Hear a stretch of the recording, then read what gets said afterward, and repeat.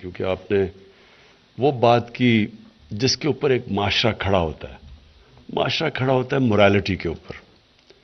جس معاشرے کی اخلاقیات چلی جاتی ہیں اس معاشرے کو کوئی بچا نہیں سکتا، اور جس معاشرے کی اخلاقیات کھڑی ہوتی ہیں تو اس کو ایٹم بم بھی تباہ نہیں کر سکتا. جاپان کے اندر 2 ایٹم بم گرے، 10 مہینوں میں کھڑے ہو گئے. اور لیبنان کا میں ابھی کیس دیکھ رہا ہوں کہ اس کو بیروت کو کہا جاتا تھا پیرس آف مڈل ایسٹ، اور آج اس کے حالات یہ دیکھیں کہ وہ ایک فیلڈ سٹیٹ کی طرف جا رہا ہے. 75% لوگ غربت کی لکیر کے نیچے چلے گئے ہیں کیونکہ ان کی morality کولیپس ہوئی ہے. جو کرپشن ہے، یہ کرپشن ایک سمٹمز ہے جس ملک کی اخلاقیات تباہ ہو جاتی ہیں. تو یہ جس طرح ایک پھوڑا نکلتا ہے کینسر کی وجہ سے، اسی طرح کرپشن نکلتی ہے جب ایک قوم کی اخلاقیات ختم ہو جاتی ہے. تو اس لیے عمر آپ نے یہ بڑی سب کو آپ نے بڑی صحیح ہدایت کی. اچھا، اب میں آپ کے لیے یہ آپ کی اب شروعات ہے. یہ نہ سمجھیں کہ ابھی عمر آپ نے تو بڑا کہا کہ آپ نے یہ پریزنٹ کر دیا، اور یہ تو صرف ایک بگننگ ہے. یہ تو اس طرح ہے کہ آپ یونیورسٹی سے کوالیفائی کر رہے ہیں آگے کام کے لیے. اب تو اصل آپ کا امتحان ہوگا. انسان کا امتحان تب ہوتا ہے جب وہ آزمایا جاتا ہے. اچھے وقت پہ تو سب اچھے انسان ہوتے ہیں. اس لیے قرآن میں بار بار کہتا ہے کہ میں تمہارے ایمان کو، اللہ کہتا ہے، بار بار آزماؤں گا، کیونکہ آزمائش میں پتہ چلتا ہے کہ آپ کا ایمان کتنا مضبوط ہے. تو آپ کی تو ابھی آزمائش شروع ہوگی. تو میں آپ کو 2-3 چیزیں کہنا چاہتا ہوں، کیونکہ یہ بڑا آپ کے لیے ایک زبردست ٹائم ہے. آپ کا اب سارا آپ کے سامنے، آپ کی فیوچر اب سامنے آپ کو دیکھ رہی ہے کہ آپ کدھر جانا چاہتے ہیں، کیا بنیں گے آپ. پہلے تو آپ یہ جو کوالیفائی کر گئے ہیں، اس نے آپ کو ایک زبردست اپرچونٹی دے دی. اب آپ اس کو کدھر لے کے جاتے ہیں، کتنے بڑے انسان بنتے ہیں، کتنی اچیو کرتے ہیں، وہ اب آپ کے اوپر ڈپینڈ کرتا ہے. اور سب سے پہلی چیز یہ کہ بڑا انسان وہ ہوتا ہے جس کی خواب بڑی ہوتی ہے، جس کی جو ڈریم بڑا کرتا ہے، جس کی جو آئیڈیلسٹ ہوتا ہے. کبھی ریئلسٹ بڑا انسان نہیں بنا. مثلا ماؤنٹ ایوریسٹ کے اوپر جب پہلا آدمی چڑھا ایڈمنڈ ہلری، تو اگر وہ ریئلسٹ ہوتا تو وہ کبھی بھی نہ کوشش کرتا، کیونکہ سب اس سے پہلے جنہوں نے کوشش کی چڑھنے کی، یا وہ مر گئے تھے یا وہ فیل ہو گئے تھے. تو ریئلزم تو کہتی تھی کہ یہ نہیں چڑھ سکتا اوپر، لیکن آئیڈیلزم کہتی ہے کہ وہ کوئی بھی چیز ناممکن نہیں ہے. اور یہ ایکچولی آپ کو ایمان دیتا ہے. سب سے بڑی جو قوت ہوتی ہے ایمان کی. ایمان انسان کی یہ جو لمٹس اپنے لگا دیتا ہے وہ سب ختم کر دیتا ہے.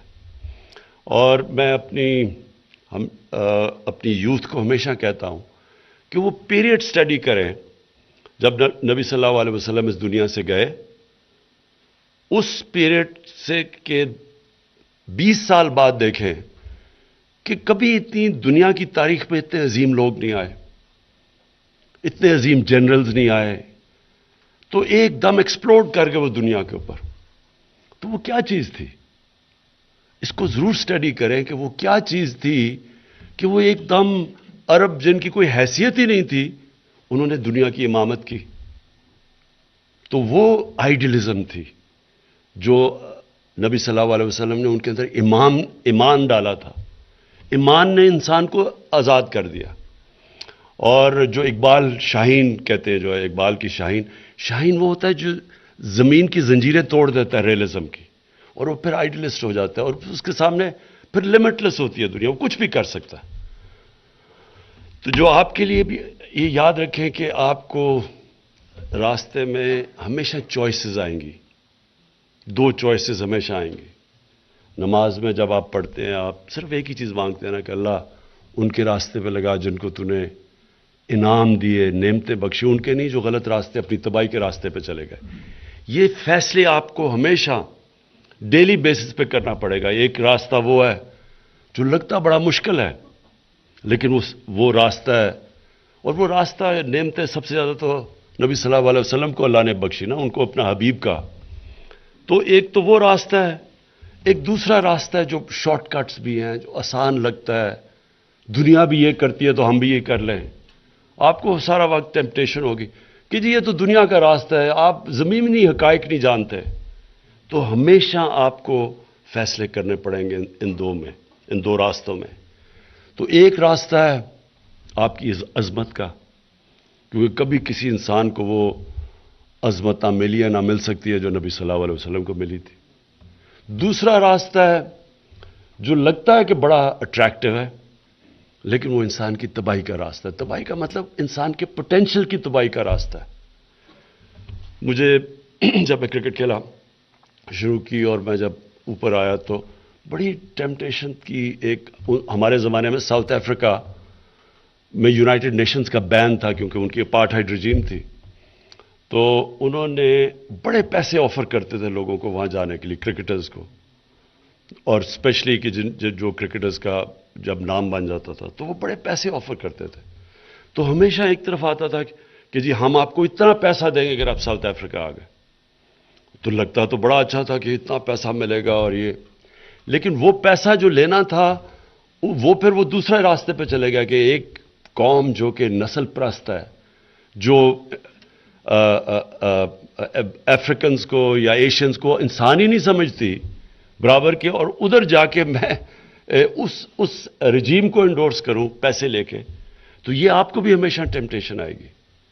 اور ایک میں آپ کو بڑا انسیڈنٹ بتاتا ہوں. ایک بہت بڑے انٹلیکچوئل تھے پاکستان کے، ڈاکٹر اشفاق احمد خان. آپ نے پتہ نہیں سنا ہوگا یا نہیں، لیکن بڑے عظیم اسکالر تھے. تو وہ کہتے کہ ایک دفعہ میں گیا چائنا، اس وقت چیئرمین ماؤ تھے پریزیڈنٹ چائنا کے. تو کہتے جب چیئرمین انہوں نے ملنے کے لیے وہ لائن میں کھڑے ہو گئے، وہ ہر ایک سال میں ایک دفعہ یانگسی دریا کی سوئم کر کے کراس کر کے واپس آتے تھے. تو ساری لائن میں لوگ کھڑے ہوتے تھے بعد میں ان کو ملنے کے لیے جب وہ کرتے تھے. تو کہتا میں بھی کھڑا ہو گیا.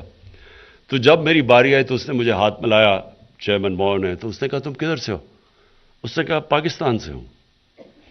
تو اس نے اس کی طرف دیکھا، کہتا اٹس اے گریٹ کنٹری. تو وہ تھوڑا سا حیران ہوا وہ ڈاکٹر اشفاق کہ اس نے کہا کہ پاکستان گریٹ، اتنا بڑا ایک لیڈر، ایک ریولوشنری لیڈر، اور وہ کہہ رہا ہے کہ پاکستان از اے گریٹ کنٹری. تو اس نے پھر وہاں کھڑے کھڑے لائن لگی ہوئی لوگوں کی اس کو ایک انسیڈنٹ بتایا. اس نے کہا کہ میرا ایک ایمبیسڈر تھا، ان دنوں میں کراچی کیپٹل تھا پاکستان کا. تو کہتا کراچی میں ہمارا ایمبیسڈر تھا، چائنیز ایمبیسڈر، اس کا ایک پاکستانی دوست تھا جو اس کا چیس پارٹنر تھا. تو وہ جب چیس کھیلتا تھا تھوڑی دیر کے بعد وہ جاتا تھا اسر خانے میں اور پانی سر پہ ڈال کے واپس آ جاتا تھا. تو کہتا کیا پرابلم ہے؟ کہتا میں نے روزہ رکھا ہوا ہے. تو بڑا چائنیز حیران ہوا. اس نے کہا تم نے اگر روزہ رکھا ہوا ہے آرام سے اندر جا کے پانی پی لو، کسی کو کیا پتا چلے گا. تو اس نے جب اس کو کہا کہ اللہ سے کمٹمنٹ ہے، تو اس وجہ سے ماؤ نے اسے کہا کہ تمہارا بڑا عظیم ملک ہے. تو جب ڈاکٹر اشفاق نے کہا میں نے بڑا سوچا اس کا، تو اس کا مقصد یہ ہے کہ جو لوگ، جو قوم اللہ کے خوف سے ایک گرمی کے اندر پانی نہیں پیتی، تو وہ اللہ کے خوف سے سچ بھی بول سکتی ہے، وہ چوری بھی نہیں کرے گی. کہتا وہ بہت عظیم قوم ہے جس کو خوف خدا ہو. تو ہمارے ملک میں کیا ہے، ہوا کیا ہے؟ یہ ملک عظیم ملک بننا تھا. ہمارے زمانے میں یہ عظیم ملک بن رہا تھا. یہ 60s میں جب میں بڑا ہو رہا تھا، یہ پاکستان کی جو بیوروکریسی تھی، سول سروس، یہ سارے ایشیا میں نمبر 1 سمجھی جاتی تھی. بڑی اس کی سٹینڈرڈ، کوالٹی، انٹیگریٹی. اور پھر آہستہ آہستہ ہم دوسرے راستے پہ چلے گئے جو ہماری تباہی کا راستہ ہے. ہماری مورالٹی رہ گئی، ہماری اخلاقیات آہستہ آہستہ چلی گئی. ہم نے اپنے سامنے یہ سارا دیکھا ہے پروسیس کہ آہستہ آہستہ ہماری ڈکلائن آنی شروع ہوئی. یہ یاد رکھیں کہ جو آپ کی معاشی ڈکلائن ہوتی ہے، اکنامک ڈکلائن، وہ نہیں پہلے آتی. پہلے آپ کی اخلاقیات گرتی ہے، پھر آپ کی معاشی ڈکلائن آتی ہے. آپ کی جو مورالٹی جب کریش کرتی ہے، اس کے بعد آپ کی اس کے بعد آپ کی اکانومی جاتی ہے. ساری آپ تیسری دنیا میں غریب ملک سارے دیکھ لیں, سارے غریب ملکوں کے اندر ایک چیز کامن ہوگی, کرپشن.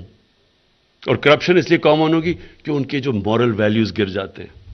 سارے امیر ترین ملکوں میں چلے جائیں, ان میں ایک چیز کامن ہوگی کہ ان کے اندر اخلاقی قوت ہوگی انصاف دینے کے لیے. ایک معاشرہ جس کے اندر اخلاقیات نہیں ہوتی وہ انصاف بھی نہیں کر سکتا. وہ پھر این آر او دیتا ہے, پھر وہ ڈیلز کرتا ہے چوروں سے. نبی صلی اللہ علیہ وسلم نے جب ایک سینٹنس ہے, ایک ان کی حدیث ہے کہ تمہارے سے پہلے بڑی قومیں تباہ ہوئیں جدھر طاقتور کے لیے ایک قانون اور کمزور کے لیے دوسرا. اس کا کیا مطلب ہے کہ جو قوم انصاف نہیں کر سکتی, اگر آپ طاقتور کو قانون کے اوپر رکھ رہے ہیں اس کا مطلب آپ انصاف نہیں کر سکتے. جو قوم انصاف نہیں کر سکتی وہ تباہ ہو جاتی ہے. جس طرح حضرت علی نے کہا تھا کہ ظلم کا نظام چل جائے گا لیکن کفر اور نا انصافی کا نظام, نا انصافی اور ظلم کا نظام نہیں چل سکتا. ہمارے ملک میں آہستہ آہستہ ہماری مورالٹی نیچے گئی اور مورالٹی کے ساتھ ہماری اکانومی نیچے گئی. میں 80s کے اندر جب ہندوستان سے میچ کھیل کے پاکستان آتا تھا تو لگتا تھا کہ ایک غریب ترین ملک سے امیر ترین ملک میں آ گیا ہوں. آہستہ آہستہ وہ بھی ہمارے سے آگے نکل گیا. بنگلہ دیش جو سمجھا جاتا تھا کہ پاکستان کے اوپر بوجھ بنا ہوا ہے جب ایسٹ پاکستان تھا, بنگلہ دیش ہمارے سے آگے نکل گیا. جیسے جیسے ہماری ہم ایکسیپٹیبل ہو گئی, ہمارے ملک میں چوری اور کرپشن کو ہم نے برا ہی نہیں سمجھنا شروع کیا. ہماری جب ایلیٹ, اور یاد رکھے تباہی ہوتی ہے ایلیٹ سے, اور آپ بھی اس ایلیٹ پہ شامل ہوں گے کیونکہ آپ بھی ایک بیوروکریسی کی ایلیٹ ہے. تو جب ایلیٹ کی مورالٹی جاتی ہے سارے ملک کی مورالٹی چلی جاتی ہے. ہم پھر یہ نہ کہیں کہ جی پٹواری کرپٹ ہے یا تھانے دار کرپٹ ہے. اوپر سے جب شروع ہوتا ہے پرائم منسٹر سے اور اس کے وزیروں سے, وہ نیچے تک چلی جاتی ہے. اور کنورسلی ہمارے نبی صلی اللہ علیہ وسلم نے مدینہ میں اپنی مثال سے سارے معاشرے کی مورالٹی اٹھا دی. پہلے ان کی مورالٹی اور اخلاقیات اوپر لے کے گئے, پھر وہ دنیا کی انہوں نے امامت کی. آپ کے لیے جو چیئرمین ماؤ نے جو بات کی تھی وہ بڑی پتے کی بات تھی کہ ایک قوم جو کہ پانی نہیں پیتی اللہ کے خوف سے, تو اس پہ کتنا صبر ہوگا, کتنا وہ سچ اور حق پہ کھڑے ہوں گے, ان کی مورل سٹرینتھ کیا ہوگی کہ اللہ سے اگر وہ ڈر کے رائے حق پہ چلتے ہیں. تو یہ آپ کے لیے بڑا امپورٹنٹ. اور آخر میں جو میں بات کرنا چاہتا ہوں وہ یہ کہ دیکھیں کبھی انڈر ایسٹیمیٹ نہ کریں ایک انسان جو کہ حق کے اوپر کھڑا ہوا ہے, اس کی پاور کو انڈر ایسٹیمیٹ نہ کریں. یہ جو وہ ایک سینگ انگریزی میں کہ one moral man is an army, یہ کبھی انڈر ایسٹیمیٹ نہ کریں کہ جو عمر نے ابھی بات کی کہ اللہ الحق ہے, تو جب آپ سچ پہ کھڑے ہوتے ہیں آپ کے پاس اللہ کی قوت آ جاتی ہے. میں آپ کو ایک بتاتا ہوں, میں کرکٹ جب کھیلتا تھا تو میں ابھی ٹیم میں بڑا چھوٹا تھا, ایک ورلڈ 11 بنی دنیا کی, اور آسٹریلیا میں سیریز تھی, کیری پیکر دنیا کی 2 ٹاپ کھلاڑی وہاں تھے. تو وہ پہلی دفعہ اتنا زیادہ کرکٹ کے اندر پیسہ آیا ہمارے, اب تو کوئی مقابلے میں نہیں لیکن ان دنوں میں بڑا پیسہ تھا وہ. تو ایک ورلڈ 11 تھی, ایک ویسٹ انڈیز تھی, ایک آسٹریلیا, 2 دنیا کی بیسٹ ٹیم تھی, اور ہم سارے دنیا کے باقی کھلاڑی تھے وہ ورلڈ 11 میں تھے. تو ہمارے ساتھ ساؤتھ افریقنز بھی تھے, اس وقت انگریز بھی تھے, ہم پاکستانی بھی تھے. تو ہمارا تینوں میں میچ ہوا تو ہم ورلڈ 11 جیت گئی. اب جب میچ ختم ہوا اور ہم جیت گئے تو جو 11 کھلاڑی تھے ہم آپس میں بیٹھے ہوئے, ہماری اسکواڈ تھی 17 کی لیکن کھیلے تھے 11, تو ہم 11 بیٹھے ہوئے. تو ڈسکشن شروع ہوئی, میں سب سے چھوٹا تھا ٹیم سے, تو ٹیبل کی اس طرح ڈسکشن آئی. تو لوگوں نے کہا کہ جی ہم کھیلے ہیں, ہم نے محنت کی ہے, تو سارا پرائز منی ہمیں آپس میں 11 میں ڈسٹریبیوٹ کرنا چاہیے, کہ وہ جو باقی جو کھیلے ہی نہیں, جو 18 کی اسکواڈ تھی, ان کو کیوں ملنا چاہیے, پیسہ تو ہمیں ملنا چاہیے. تو وہ ایک سے شروع ہوا, ایک دوسرا تیسرا, ساروں نے کہا ہاں ہمیں ملنا چاہیے, پیسہ بڑا تھا, ساروں نے بڑے, سب نے کہا کہ ہاں, انہوں نے تو محنت نہیں کی. ایک کھلاڑی تھا, میں یہ کبھی نہیں بھولتا, اس کا نام تھا ایلن ناٹ, انگلینڈ کا کھلاڑی تھا, اور وہ بڑا ایک ڈیواؤٹ کرسچن تھا, اللہ میں ماننے والا. اس نے کہا جب اس نے کہا یہ آپ کیا، آپ کو شرم آنی چاہیے سب کو، وہ ہماری اسکواڈ کا حصہ ہے، اگر وہ نہیں کھیلے لیکن اسکواڈ کا تو حصہ ہے، ہمیں ان کے اندر بھی بانٹنا چاہیے۔ اب آپ یہ سوچیں کہ ایک آدمی نے، باقی سارے کہہ رہے ہیں کہ ہمیں پیسہ آپس میں رکھنا چاہیے، ایک کہتا کہ نہیں ہمیں بانٹنا چاہیے، کیونکہ وہ سچ بول رہا تھا، وہ حق پہ کھڑا تھا، اس کی مورالٹی ہماری سب سے اوپر تھی، سب چپ کر کے اس کی بات مان گئے، بلکہ شرم آئی باقیوں کو، ہم یہ کیوں اتنے سیلفش ہو رہے تھے۔ دیکھیں ایک انسان جب رائے حق پہ کھڑا ہوتا ہے، اس کا بہت بڑا امپیکٹ پڑتا ہے، اور جتنی اوپر پوزیشن ہوتی ہے اتنا ہی زیادہ امپیکٹ پڑتا ہے۔ میں جب میاں والی میں کیمپیننگ کرتا تھا تو ایک تھانے دار ایک تھانے میں ایماندار آ جاتا تھا، سارے ڈسٹرکٹ میں پتہ چل جاتا تھا کہ جی ایک تھانے دار آ گیا ایماندار، ایک ایس پی آ جاتا تھا، ساری ڈسٹرکٹ کو ٹھیک کر دیتا تھا۔ سو اس لیے کبھی انڈر ایسٹیمیٹ نہ کرنا کہ آپ کو جو پوزیشن اللہ نے دی ہے، آپ نے محنت کی ہے لیکن آپ کو پوزیشن ملی ہے، اس کی انڈر ایسٹیمیٹ نہ کرنا کہ جب آپ اس پوزیشن کو آپ بنائیں گے، اس پوزیشن کو، پوزیشن آپ کو نہیں بنائے گی، انسان پوزیشن کو بناتا ہے۔ آپ جب اس پوزیشن کو صحیح طرح اس سے انصاف کریں گے تو آپ کی عزت بھی ہوگی، راستہ مشکل ہوگا، یہ میں آپ کو بھی بتا دوں کہ رائے حق کا راستہ ہمیشہ مشکل ہوتا ہے۔ نبی صلی اللہ علیہ وسلم کی آسان زندگی نہیں تھی، مشکل زندگی تھی، لیکن جب تک دنیا رہے گی لوگ ایک ہی لیڈر کو ماننے کے کہ اس سے بڑا انسان آیا نہیں، تو رائے حق کی زندگی آسان نہیں ہوتی، مشکل ہوتی ہے، لیکن وہی آپ کی عظمت کا راستہ ہوتا ہے۔ وہ آپ بشک جتنی مرضی آپ کی زندگی میں مشکلیں آئیں، آپ سکون کی نیند سوئیں گے۔